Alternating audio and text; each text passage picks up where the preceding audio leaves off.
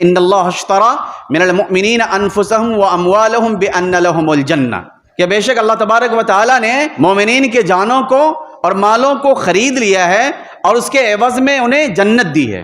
گویا ہماری جان اور ہمارا مال یہ دونوں چیز بکی ہوئی ہیں۔ ہم جو جان لیے ہوئے پھر رہے ہیں وہ اپنی جان ہے ہی نہیں، وہ بک چکی ہے، اس کا سودا ہو چکا ہے۔ ہمارے پاس جو مال ہے وہ بکا ہوا ہے، اس کا سودا ہو چکا ہے۔ لیکن اللہ کا کرم اور اس کی رحمت ہے کہ اللہ ہمیں جان واپس کرتا ہے، بکا ہوا مال ہمیں واپس دیتا ہے۔ پھر ہم آپ دنیا کے کاروبار اور دھندوں میں لگتے ہیں تو اللہ کو معلوم تھا کہ یہ بندہ میرا، یہ انسان جب دنیا کے کاروبار میں جائے گا، جب کام دھندوں میں لگے گا، دنیا کے تمام شعبوں میں جب یہ جڑے گا تو اس کے دلوں پر غفلت کا پردہ پڑے گا۔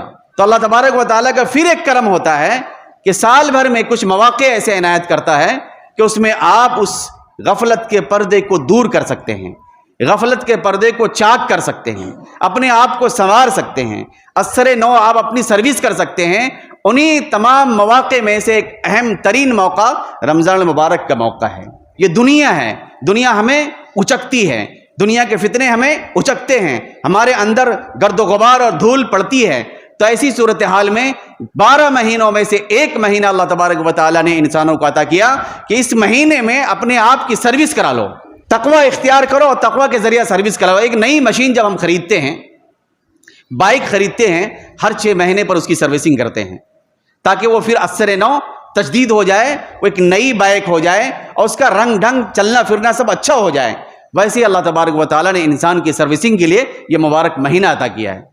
اس کے باوجود اگر اپنے آپ کو ہم نے سروسنگ کے لیے تیار نہیں کیا، ہالنگ کے لیے تیار نہیں کیا، یہ روح ہماری گندی ہو جائے گی، ہمارا دل کالا ہو جائے گا اور ہم انسان کہلانے کے لائق بھی نہیں رہیں گے۔ تو یاد رکھیں اس مہینے مبارک مہینے کی قدر یہ ہے کہ ہم وہ عبادت کریں جو عبادت اللہ کو مقصود ہے۔ ایسا نہیں کہ روزہ رکھے ہوئے ہیں اور جھوٹ بول رہے ہیں، روزہ رکھے ہوئے ہیں دغا دے رہے ہیں، روزہ رکھے ہوئے ہیں باطل کو اختیار کیے ہوئے ہیں، روزہ رکھے ہوئے ہیں اور وہ چیزیں جو بیچ رہے ہیں جو اس حیثیت کی نہیں ہے، وہ حیثیت بتا کر کے لوگوں کو دھوکہ دے رہے ہیں، فریب دے رہے ہیں، لوگوں کو تکلیف پہنچا رہے ہیں۔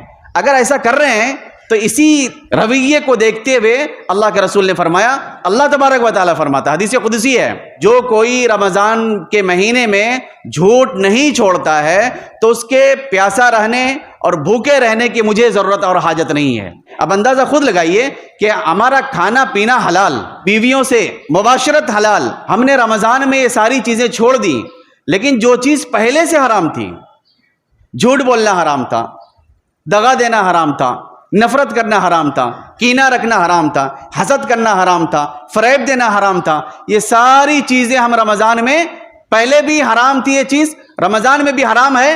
حلال چیز کو تو چھوڑ دیے ہم کھانا پینا، لیکن حرام چیز کو رمضان میں بھی اگر اختیار کیے ہوئے ہیں تو ایسے موقع سے کہا گیا کہ ایسے روزہ دار کی ہمیں ضرورت نہیں ہے۔ کم سے کم ایک مہینہ ایسا گزرے جو ہم پکے اور سچے مسلمان بن کر دکھا دیں دنیا والے کو۔ اگر آپ نے اس کو اختیار کر لیا، یہی ایک مہینے کی برکت 11 مہینے تک لی جائے گی آپ کو انشاءاللہ۔ ابھی اس وقت ایک حدیث آپ کے سامنے پیش کی گئی تھی کہ الصوم لی وانا اجزی بہ، کہ روزہ میرے لیے ہے اور میں ہی اس کا بدلہ دیتا ہوں۔ بعض جو حدیث کے جو شارح ہیں انہوں نے کہا ہے الصوم لی وانا اجزا بہ، کہ روزہ میرے لیے اور میں ہی اس کا بدلہ ہوں۔ کتنی اہم بات ہے۔ آخرت میں سب سے بڑی نعمت ہے دیدار الہی، دیدار الہی سے بڑھ کر آخرت میں کوئی نعمت نہیں ہے۔ اللہ کا دیدار ہو جائے آدمی ساری نعمتوں کو بھول جائے گا آخرت میں۔ اللہ کہہ رہا ہے روزہ بندہ میرے لیے رکھتا ہے، میں ہی اس کا بدلہ ہوں۔ جب اللہ ہی جس کا بدلہ ہو جائے تو کیا کہنے۔ تو یہ مبارک مہینہ جس کا بدلہ اللہ ہے، یہ مبارک مہینہ جس کا بدلہ اللہ خود دے گا، اس مہینے کی اس حد تک قدر کرنی چاہیے آپ اندازہ لگا سکتے ہیں۔ نظام الاوقات بنائیں، اور روزہ دار صرف آپ نہیں ہوتے ہیں، گھر کی خواتین بھی ہوتی ہیں، بلکہ زیادہ حساس وہ ہوتی ہیں گھر کی خواتین۔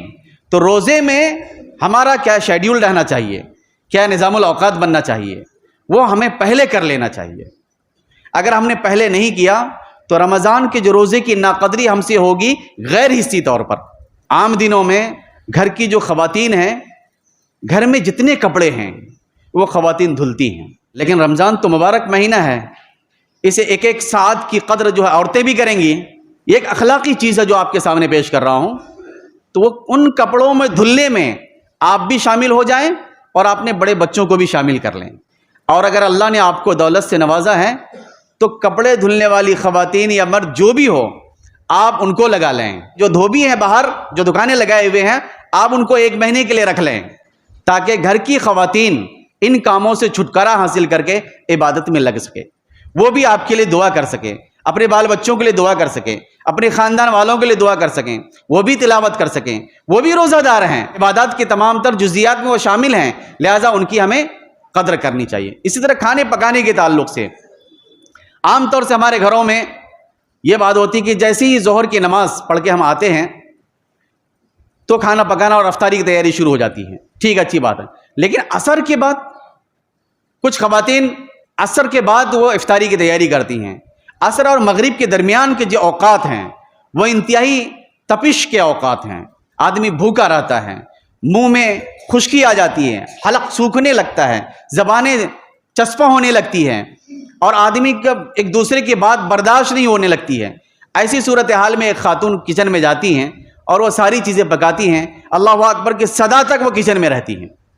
تو ایسا نہ کریں, گھر کا معمول ایسا بنائیں کہ ظہر کے بعد افطاری کی تیاری شروع کر دے اور عصر کی اذان جیسے ہو, عصر کی اذان کے بعد ہر کوئی عبادت میں لگ جائے, تلاوت میں لگ جائے, دعاؤں میں لگ جائے. خواتین کو بھی کہتے ہیں کہ وہ دعاؤں میں لگ جائے.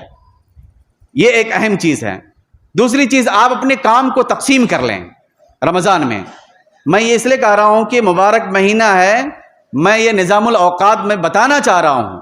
بہت سارے لوگ نظام الاوقات کی طرف دھیان بھی نہیں جاتا ہے اور رمضان میں ویسی ہی زندگی گزارتا ہے جیسے کہ عام دنوں میں وہ زندگی گزارتا ہے. تو ہم کو ایسا نہیں کرنا ہے.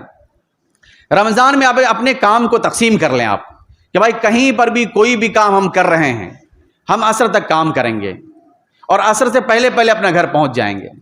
یہ کیا کہ آپ لگے ہوئے ہیں مغرب تک اور مغرب کی اذان ہو رہی ہے اس کے بعد افطاری کھول لیں. لیکن کچھ کام ایسے ہیں جو عصر کے بعد نہیں کریں گے تو وہ کام نہیں ہوگا, تو وہ مجبوریاں ہیں. لیکن جس کے ساتھ کوئی مجبوری نہیں ہے ان سے درخواست ہے کہ اپنے آپ کو عصر کے بعد گھر میں آپ مقید کر لیں. آپ نفلی عبادت گھر میں کریں, مسجد میں نہیں, گھر میں. اگر چھوٹا گھر ہے, چھوٹے گھر کے کسی کونے میں آپ عبادت کریں, تلاوت کریں, ریاضت کریں, بچوں کی تربیت کریں, بچوں کو لے کر بیٹھیں آپ. یہ ایک تیاری ہے. دوسری تیاری کپڑے کے تعلق سے, کپڑا وغیرہ بھی جو بھی سلانا ہے, خریدنا ہے, پہلے کر لیں. جو بھی راشن وغیرہ کرنا ہے سب پہلے کر لیں. رمضان میں یہ سب تمام چیزوں کے بارے میں آپ اپنے اوقات کو ضائع نہ کریں. اور کوئی ضروری نہیں ہے کہ جس کے پاس نئے کپڑے نہیں ہو تو ضروری ہے کہ عید میں نیا کپڑا پہنا جائے. کوئی ضروری نہیں. اگر آپ کا صاف ستھرا اچھا کپڑا ہے وہی کپڑا پہنیے. نئے کپڑے خریدنے کے چکر میں مقروض مت ہو جائیے. نئے کپڑے خریدنے کے چکر میں اپنے وقت کو ضائع مت کیجیے. جو بھی اللہ نے آپ کو کپڑا دیا ہے صاف ستھرا ہے, اس کپڑے کو پہن کر عید کی نماز پڑھیے آپ, بہت اچھی چیز ہو جائے گی.